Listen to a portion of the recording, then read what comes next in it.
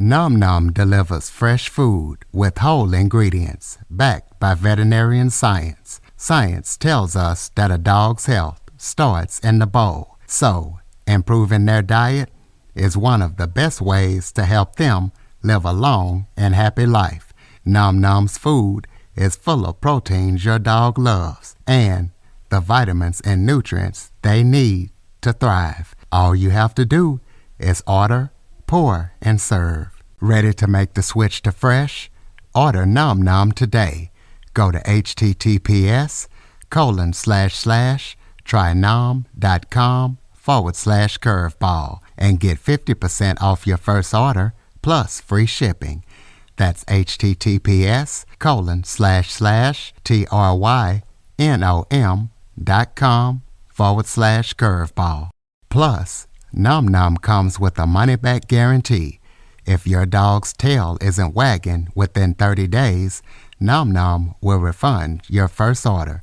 No fillers, no nonsense, just Nom Nom. Welcome to the Living the Dream podcast with Curveball. If you believe, you can achieve.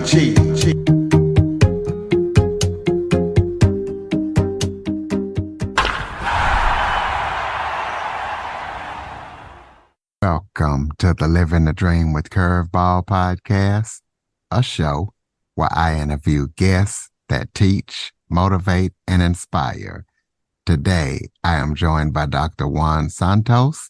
He is a licensed mental health counselor, author, speaker, course creator, and the founder of Santos P. LLC. His company's mission is to help individuals, families, and couples heal and move forward. So we're going to be talking to him about his story and everything that he's up to. Dr. Santos, thank you so much for joining me today. It's a pleasure. Thank you for being with me. I appreciate it. Why don't you start off by telling everybody a little bit about yourself? That's that golden question, right? Like telling people about yourself. And this is one where, I always look at where do I start with the story? And maybe I'll start with my childhood. I think it's a good place, especially with living the dream. I was born in Dominican Republic, shares the border with Haiti.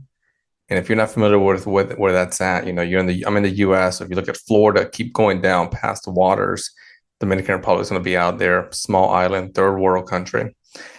Growing up there, we grew up in poverty, a different style of poverty. It's interesting. I remember as a kid seeing this net over my bed, and the net was to keep out the mosquitoes. And those are just some of the moments, some of the stories. And then at some point, my family, the American dream brought us over to the U.S. And that really became instilled. I think part of, if you're listening and you're an immigrant too, maybe that's part of that bloodline where you're looking at how can you help others while leveling up in life? How can you support others while moving forward? And life was very kind to me and to those around me, where now I find myself in a position to support others as a clinician, as a coach, being able to connect with individuals that are willing to take that journey of bettering themselves. Well, I know that, you've been featured all over the place and like radio, TV, and podcasts and all that good stuff. So tell us about that, and also tell us what made you start to doing the things that you do now. Yeah, I've had a wonderful opportunities to be featured on TV in my local area, featured as one of the top 3 marriage counselors here in my local area. And I don't always like to go into those of, here's where I've been featured, or here's a magazine or a reporter that's reached out.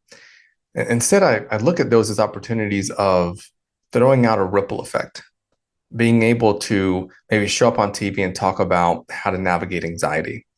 Or if I have a journalist reach out on how to support couples that are at the brink of divorce, but they want to make it work, they want to overcome challenges, I'm able to say, let's do that. Let's set up a time, let's communicate, and then showcasing. And I'm showcasing their strengths and showcasing their education and the experience that I've had throughout the years. But with that larger effect, the larger effect of here's this little stone we're going to throw in the water. And all the viewers, all the listeners, very similar to your podcast, everyone's listening. And as they're listening in, they're taking that information from you and they're looking at how can they use that information to improve different aspects of their life. That's that nugget that I strive to continue to wake up and go after each day.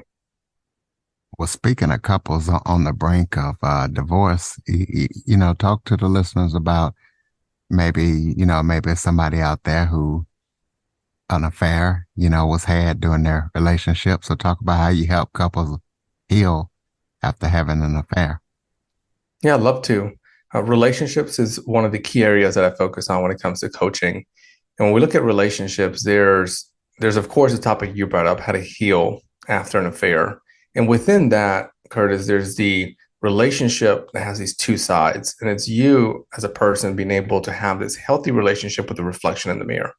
And that's you getting out of your own way, you being accountable, you being vulnerable, you being able to acknowledge, you know what, I raised my voice here, and that's gonna really hurt this communication that I'm having with my partner. And that's all about you. So that's one aspect that I work with individuals on. The other aspect is the relationship with those on the outside. How are you showing up to be a listener for your partner? How are you showing up to acknowledge in what manner do they want to receive love and give love? And then when we look at the area of affair recovery, that's a big map there. And there's different components that I'm supporting individuals on. We often begin with the rug being pulled under your feet.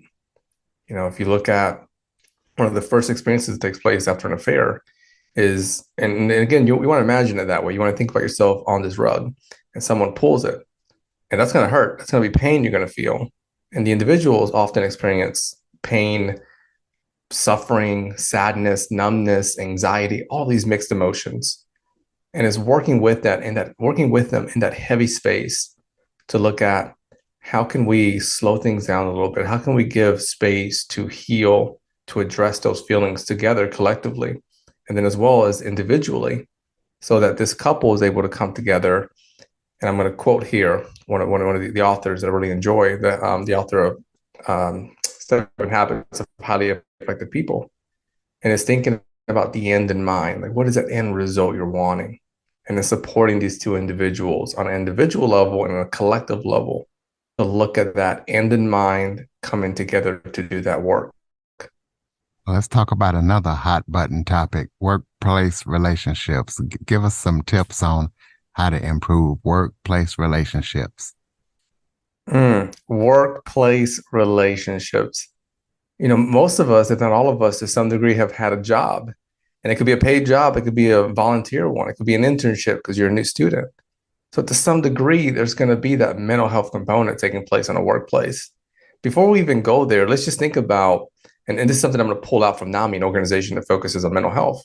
There's a statistical figure out there that we need to highlight.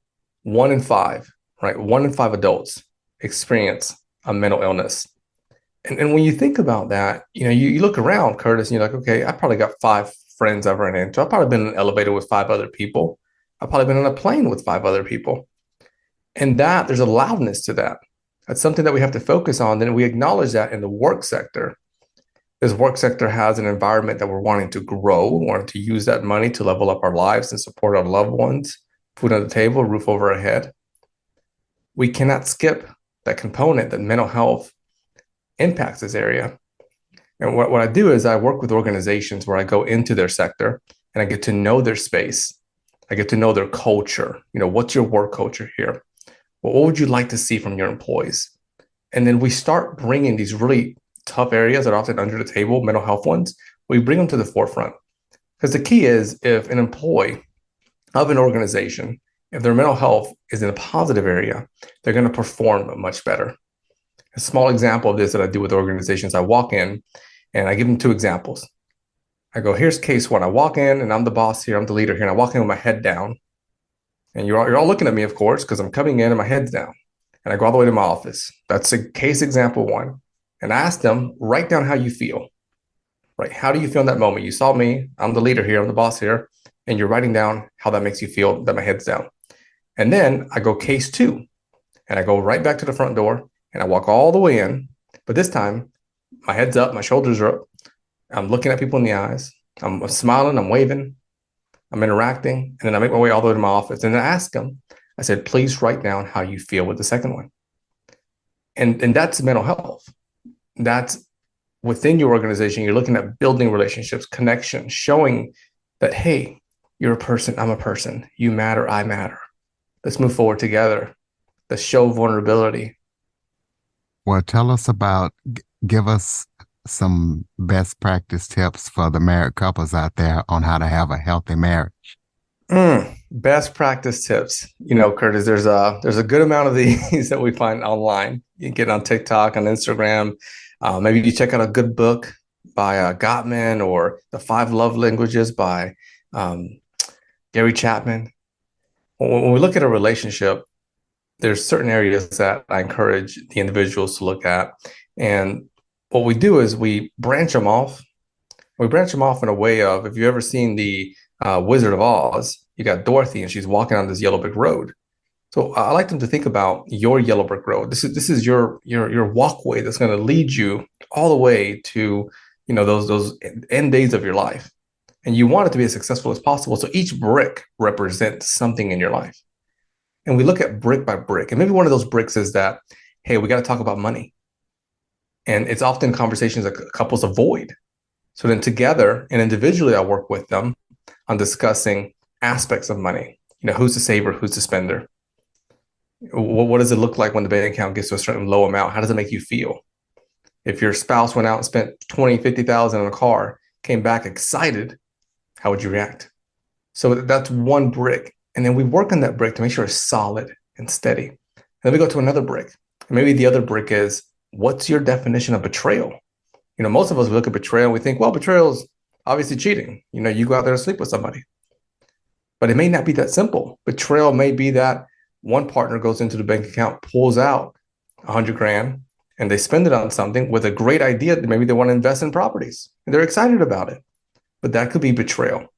So we look at that brick and ensuring that it's solid.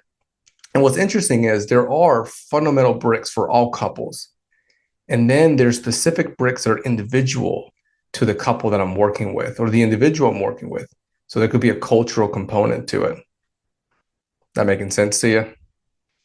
Oh, that makes perfect sense. And that brings me to my next question. What should all couples do before they get married?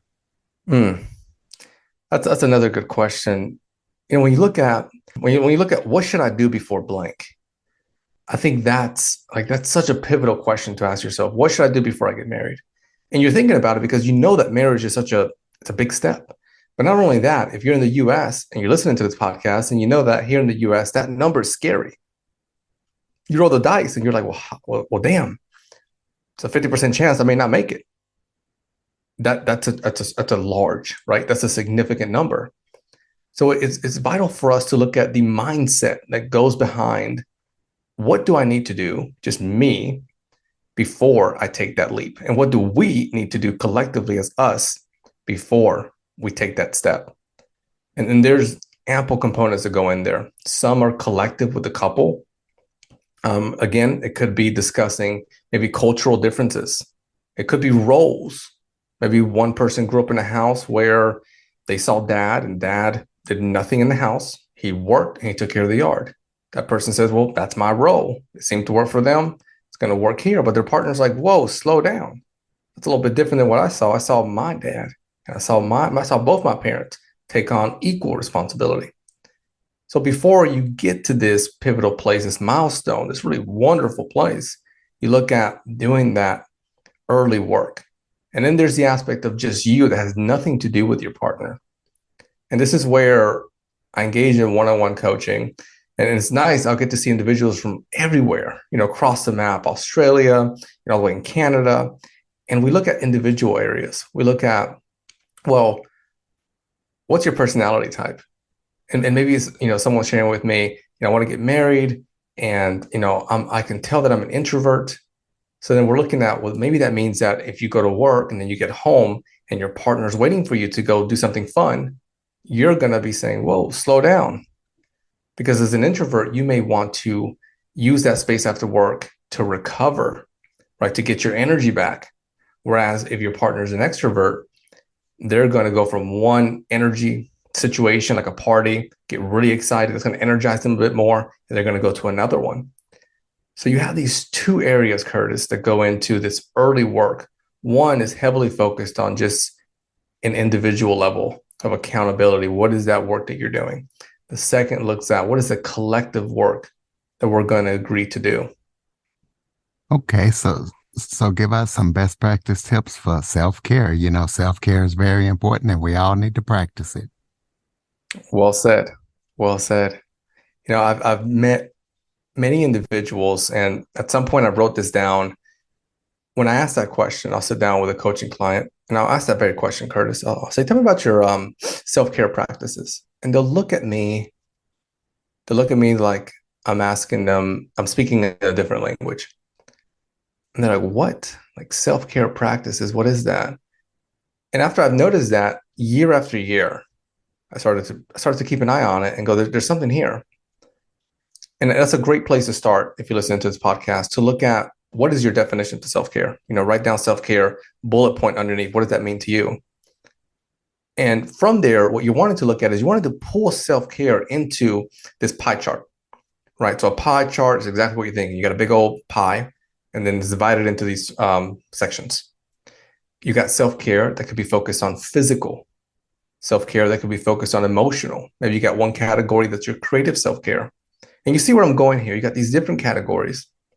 Each one needs attention. So maybe for me, physical self-care is that if I'm coaching clients, and often for me, coaching clients means that I'm either sitting down or we are walking and talking. That may mean that my back's going to hurt by the end of the week. And if I feel my back and go, you know what, it's fine, just suck it up, keep going. Next week is going to be even worse. And that's just going to progress into hurting more and more and more. So that physical category, I want to give it attention. I want to hold accountability and be able to say, okay, I'm going to take a break by maybe getting a massage or by stretching, doing some somatic exercises, body-like exercises. The creative side, same aspect. So again, if you're listening to the podcast and you're looking at self-care, start with the definition of it. Once you have that, break it up into these quadrants that go into this pie chart.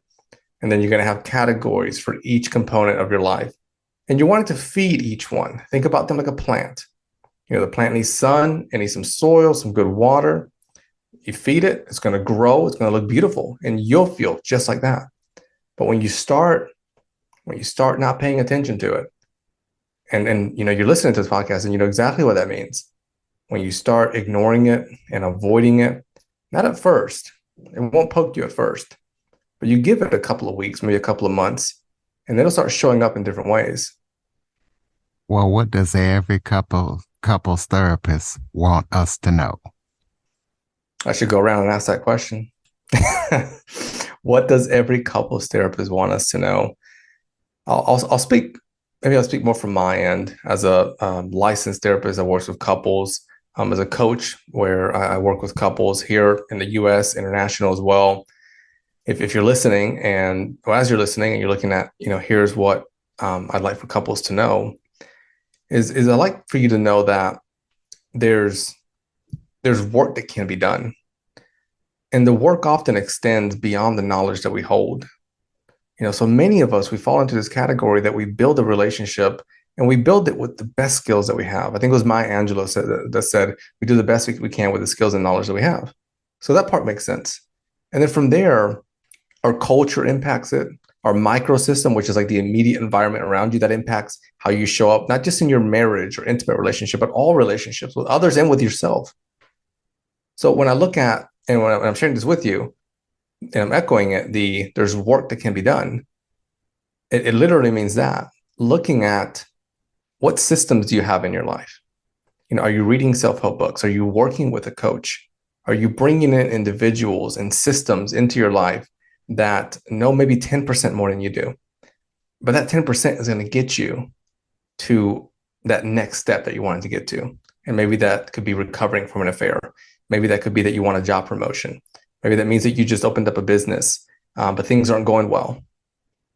I find that sometimes it's extremely difficult for us to acknowledge that we may not know everything.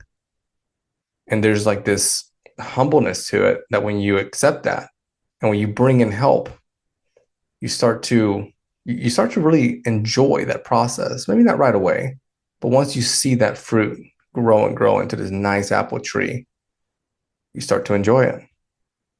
So tell us about your book. I know you're an author, so tell us about your writings and what we can expect when we read them. There's a book that I worked on called Rebuilding Us, and it focuses heavily on affair recovery, which is a very tough topic for a lot of individuals to actually want to even do. After an affair, it's such a traumatic experience that many want to just put it under the rug and say, hey, let's just get over this and try to make this work without talking about it. But it comes back. It comes back and it's loud.